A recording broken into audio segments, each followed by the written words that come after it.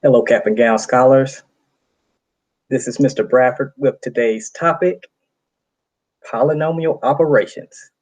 All right, let's get it. All right, polynomials operations, they are an algebra topic that will come up on the ACT. And so we're just going to review it just for a minute before we get into some ACT questions. So our polynomial operation rules are simply, most of the time, you're just going to add the guys that match up when you're adding and subtracting polynomials. So we're just going to add the guys that match up. We see that got one polynomial here, and we'll just add the things that are alike, combining like terms. So when you're combining like terms, you're looking for the same variable and exponent, variable and exponent. So I got an x squared here, have an x squared there. Let's combine those two. I have a negative 5x here, positive 2x here. Let's bring those with the sign, bring the sign with it. And then I have just regular constants or regular numbers, 7 and negative 1. We'll take those two and combine them. So if I add 3x squared and 1x squared, I get 4x squared. And if I do the same with negative 5x plus 2x, I get a negative 3x. And 7 minus 1 is 6, positive 6. So here's my final polynomial. All right. When you're adding and subtracting polynomials, it's pretty much that easy. All right, let's take a look at an ACT problem. All right. So this is one of the simple ACT problems that you might see. So first thing I'm going to do is look for like terms. Okay, I have an x here and an x there. So I'm going to put these together. X plus 5x. We'll keep those two together.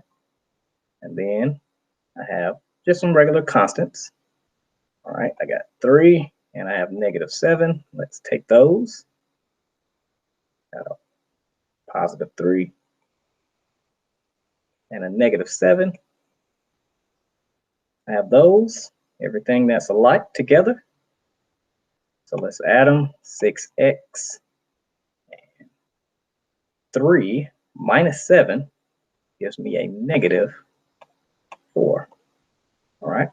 So that's your polynomial, that's your expression, and you should see that A looks just like it. All right, let's take another look at another question here. All right, this one's a little more complicated, just more terms in your polynomials, okay? But we're going to do the exact same process. We're going to do something first before we get started. I have a negative this time. So I want to distribute this negative throughout all of the terms. All right. So right here, this is a negative 3x, a negative times 3x, which is negative 3x. A negative times negative 4 is a positive 4. A negative times a positive 2x is a negative 2x squared. So we just used the distributive property to distribute the negative, which basically just changed all the signs. Okay, now we can combine some like terms. And I'll rewrite this. Okay, let's find all of the x squared terms. So I got x squared here and x squared here. So let's write those out. 10x squared minus 2x squared. All right. Then I have let's look at the x term. Oh, look at the negative 9. Negative 9, and that's just a constant. And we have a positive 4 as a constant. All right. So we'll say a negative 9 plus 4. And we'll do our last term, 7x and a negative 3x. Take those two. Have a positive 7x and a negative 3x. And we have all of our terms separated and combined. So when we add these, that should give you 10 minus 2 is 8. Keep the x squared. Then I have a negative 9 plus 4. That gives me a negative 5. And 7x minus 3x gives me 4x. All right. Well, we'll see which answer choice looks like the one that we have. Now I need an 8x squared. So this one is close, but no. And let's take a look at this one. I got 8x squared, positive 4x, and a negative 5. All right, I think that's it. Be careful with your signs. The answer choices are expecting you to make a mistake with your signs. So be careful with your signs.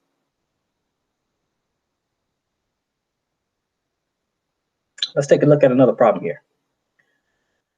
All right, this one looks a little different, but same method applies. All right, use your same process. This one is just stack one on top of each other. I'm going to do the same thing that I did a second ago and distribute this negative. All right, so let's rewrite the top portion. 7x squared. I have blank space plus 5. And let's distribute the negative. So a negative times a negative 4 give me a positive 4x squared. I have a negative 6x and a negative 3. Just use my distributive property for each of those. And then I'm finding the result of the subtraction problem. Okay? 7 plus 4 gives you 11x squared. The 6x doesn't have anything to subtract from, so it stays. And then 5 plus negative 3 gives me a positive 2. And your answer choices looks like E will be your best answer. Okay. Take a look at a couple more.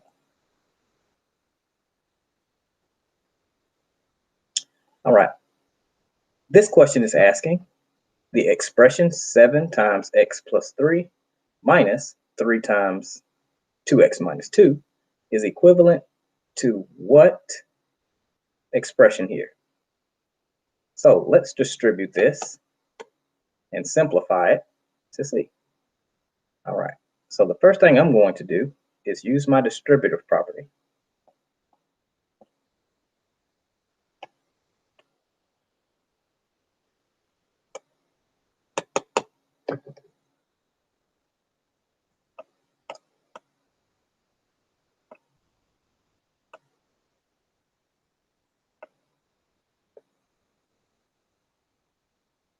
All right, using my distributive property,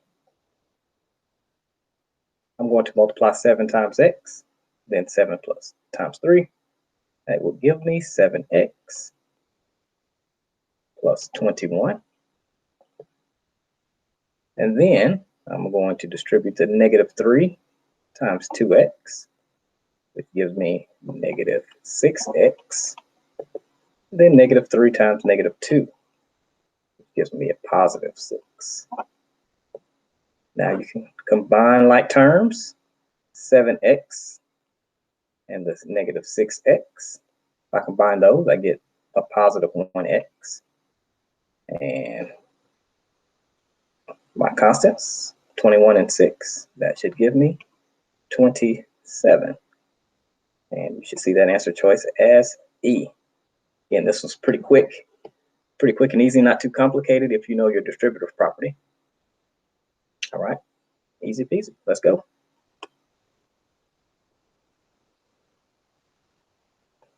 All right, so what about when we are multiplying binomials? Those are polynomials that have two terms, like 1, 2, that's a binomial. So what if we're multiplying binomials? When we do that, we usually use our FOIL method, all right? That's just a little trick that we use, and the FOIL stands for first outer, inner, and last. We'll see how that works. Okay. So when I have two binomials, such as this one, I'm going to first multiply the first two terms. And 2x times x gives me 2x squared. Then I go to the O, which is outer. That's 2x times this outer term of -5. 2 times -5 is -10. And I bring my x along with it. Then I do my inner.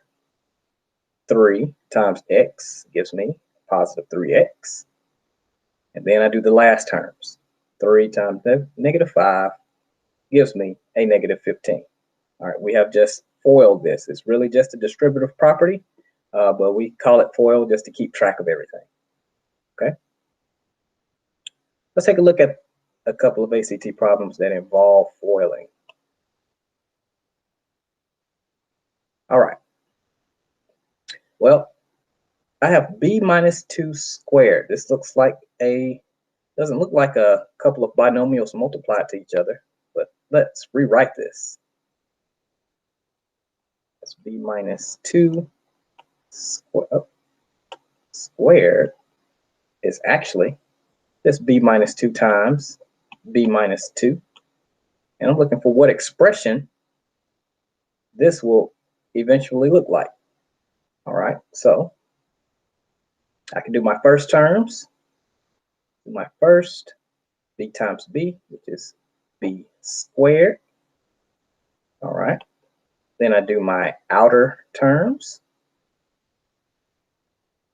And that should give me a negative 2b. Then I do my inner terms. That's a negative 2b. And then I'll do the last terms, which is a -2 times -2, which is positive 4. Then we can combine all of our like terms. You get b squared, -2, and a -2b. Gives me a -4b. And I keep the plus 4. All right. Let's see which one looks like that. And that would be A. All right.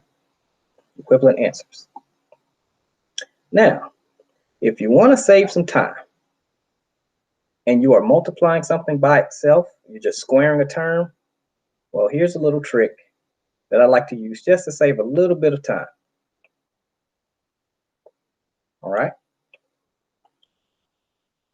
What I like to do is I say, okay, let's square the first, b squared, b squared, square the last, and that's positive 4. But I don't stop there. I got to take care of the middle term. So I take these two, multiply them together. So that's a -2 and b, -2b, and double it, which gives me -4b. All right. And you can see we end up with the same thing. Okay. So square the first, square the last, multiply these two together, and double it. All right. And we should get the same thing. Most people, well, not most people, some people may look at this initially and say, okay, square the first, boom, square the last, maybe this, maybe, and think that C is the answer. But you got to take into account the middle term, All right. Okay. Let's look at the next one. All right. So when 2x minus 3, all squared, it's written in the form, this is standard form with an a and a b and a c as the coefficients. What is a plus b plus c equal to? All right. Well, I will want to use the little quick, the time-saving trick that we just learned. Okay. So I see I got to have something squared. Let's take the first term, let's square it. 2 squared, 2x squared is 4x squared. the last term squared, that's -3. If I square it, I get a positive 9. And then let's take these two terms, multiply them together. 2 times 3 is 6. Double it, you get 12. I'm sorry, that's a -3. So -3 times 2 is -6. Double it, -12. And I keep my x. All right, that's my middle term. So I haven't answered the question yet. I need integers a plus b plus c.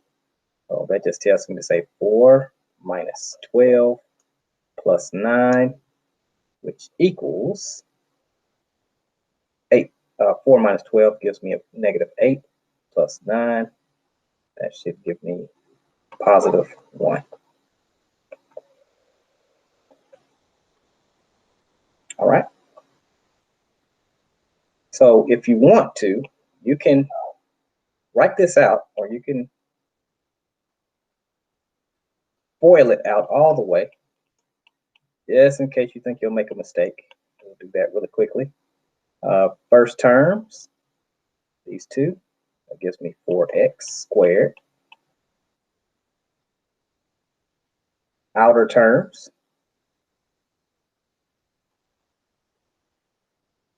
that gives me a -6x. Inner terms, that's a -6x. And then the last terms, that would be a negative or positive 9. Well, let's put that in blue, positive 9.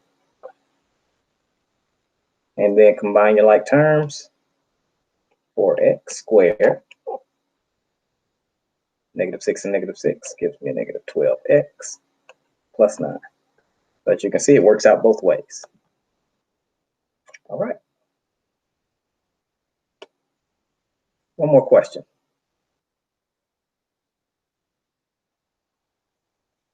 All right, a square has each side equal to 2x minus 3. And which expression represents its area? All right, so let's draw a quick little square here. And one of the sides is 2x minus 3. And it wants the area. So that's just all of this space in here. Well, you have to know the formula for area of a square. The area of a square is simply one of the sides squared. Okay? So that means I have one of the sides. Let's square it. I have the same situation I had a second ago, where I have a binomial squared. So let's use our quicker method. Square the first, 4x squared. Square the last, that's a positive 9. Multiply these two together, which is -6x. Then double it, it's -12x. Same thing we got a second ago. All right, so which expression represents its area? And that's 4x squared minus 12x plus 9. That will be E. All right, so this problem is in the context. It's most likely an area or something simple that you should know. And you'll just have to square it, okay? All right, I think that is it. Thank you for tuning in. Keep up the good work. Just remember, where are you going? College. All right.